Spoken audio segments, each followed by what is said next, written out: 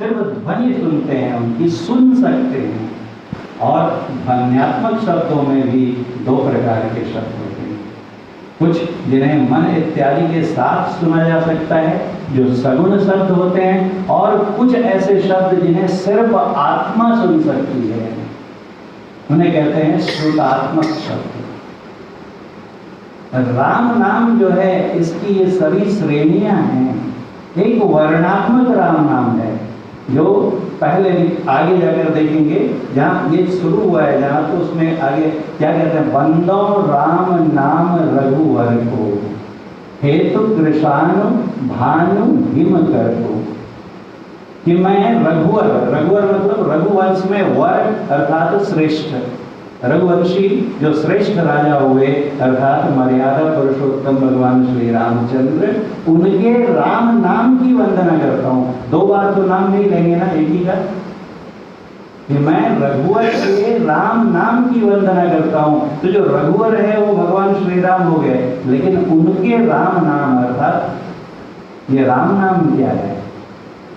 तो गुरु महाराज कहते हैं कि राम अर्थात सर्वव्यापक तत्व, जिसे हम परमात्मा कहें, अल्लाह कहें, खुदा कहें, गॉड कहें, शब्द महत्वपूर्ण नहीं है, भाव महत्वपूर्ण। जो सर्वव्यापक, नाम मतलब शब्द, ऐसा शब्द जो सर्वव्यापक हो। अगर सिर्फ राम शब्द को पकड़ेंगे तो होगा र जोड़ आ जोड़ म, ऐसे टूटेगा नहीं, र हलन आ और म, ये जो बना, इन तीन को मिलाकर बना राम। तो कहते हैं ये तीनों न रहें तो कृषाणु कृषाणु नहीं रहेगा, भानु भानु नहीं रहेगा, और हिमकर हिमकर नहीं रहेगा।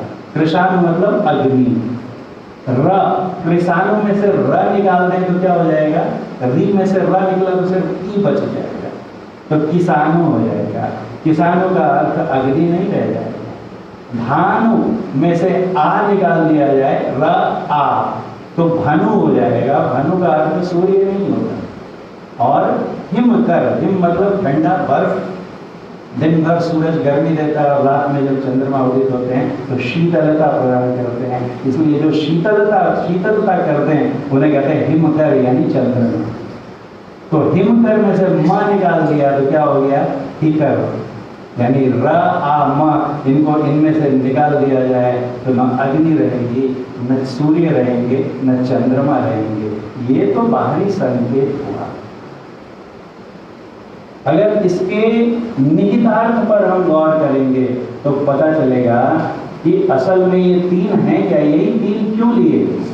सब जगह है, देखेंगे आप उपनिषद में भी कि वहां पर न तत्र सूर्यो भाति न चंद्र तारकम कुतो एवं अग्नि है, वहां भी देखिए चंद्रमा सूर्य और अग्नि है। और कृष्ण भगवान अपना पता बताते हैं, वहां भी बोलते हैं न तद भास्यते सूर्यो न शशांको न पावक। अभी श्रद्धेय विद्यानंद बाबा ने इतना बढ़िया भजन सुनाया, उसमें भी है नहीं तरह सूर्य चंद्र और तारा, वहां सूरज चंद्रमा तारा ये सब कुछ नहीं, ये हैं क्या असल में, तो सूर्य चंद्र और अग्नि ये तीनों प्रकाश के स्रोत हैं।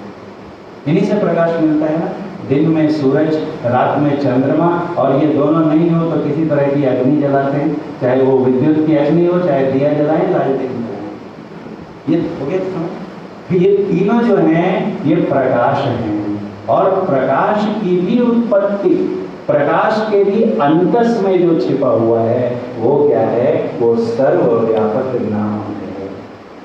सर्वव्यापक नाम कौन, तो गुरु महाराज कहते हैं कि शब्द के कई स्तर हैं, लेकिन जितने भी सगुण या अनहद शब्द हैं उनसे एक की सीमाएं तय हैं। जो स्थूल मंडल का शब्द है, गुरु महाराज कहते थे हर मंडल के बनने के पहले उसका केंद्र स्थापित हुआ, और उस केंद्र से एक केंद्रीय ध्वनि निकली जिसे नौबत कहते हैं। बजती हैं 5 नौबतें सुनिए एक को। जो सृष्टि के 5 मंडल बने, पहला कैवल्य मंडल, महाकारण, कारण, सूक्ष्म और स्थूल, हर मंडल के बनने के पहले उसका केंद्र स्थापित हुआ और प्रत्येक का केंद्रीय शब्द हुआ। जो नीचे के 4 मंडल हैं, तो जो स्थूल मंडल का शब्द है वो स्थूल मंडल की सीमा जहाँ होती है वहाँ खत्म हो जाता है। यानी स्थूल मंडल का शब्द स्थूल मंडल के ऊपर सूक्ष्म में व्यापक नहीं हो सकता है, तो वो राम नाम नहीं हो सकता। सूक्ष्म मंडल का शब्द सूक्ष्म मंडल में व्यापेगा और उसके नीचे स्थूल मंडल में भी रहेगा, लेकिन कारण में नहीं जा सकता।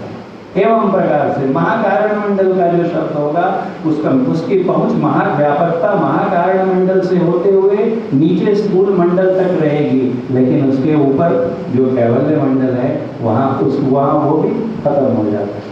तो एक ही शब्द है जिसका उद्गम परमात्मा से है, यानी वो परमात्मा से आरंभ होता है और स्थूलतम प्रकृति तक एक सघनता से व्यापक रहता है, कहीं कम नहीं ज्यादा नहीं। और प्रकृति का किसी कोने से उस शब्द को उस एक सेकंड के करोड़वें हिस्से के लिए भी अगर निकाल दें तो प्रकृति के उस भाग का उसी क्षण लय हो जाए।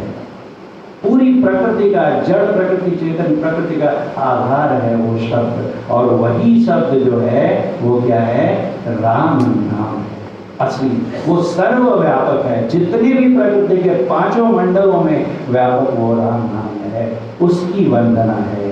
जिह्वा से जपना जगने का प्राण जगते हैं, यानी कार्य करने के लिए जो हमारा पारमार्थिक कार्य है, जो साधना है, उसके लिए बस जगे, यानी यहाँ अब करना है। तो अगर हम जपते हैं तो सिर्फ हमने दिन का प्रारंभ किया, मंजिल तक पहुंचना है तो उसके आगे के जो शब्द हैं हमें मानस जप भी करना पड़ेगा और अंदर में नादानुसंधान की क्रिया भी करनी पड़ेगी, और क्रम क्रम से प्रति एक पे चढ़ जाएंगे निज नाह खोजना। तो ये राम नाम के जपने का असली आध्यात्मिक रहस्य है। समय की सीमा मैं पहले ही मान चुका हूँ। बोलिए प्रेम से श्री सद्गुरु महाराज।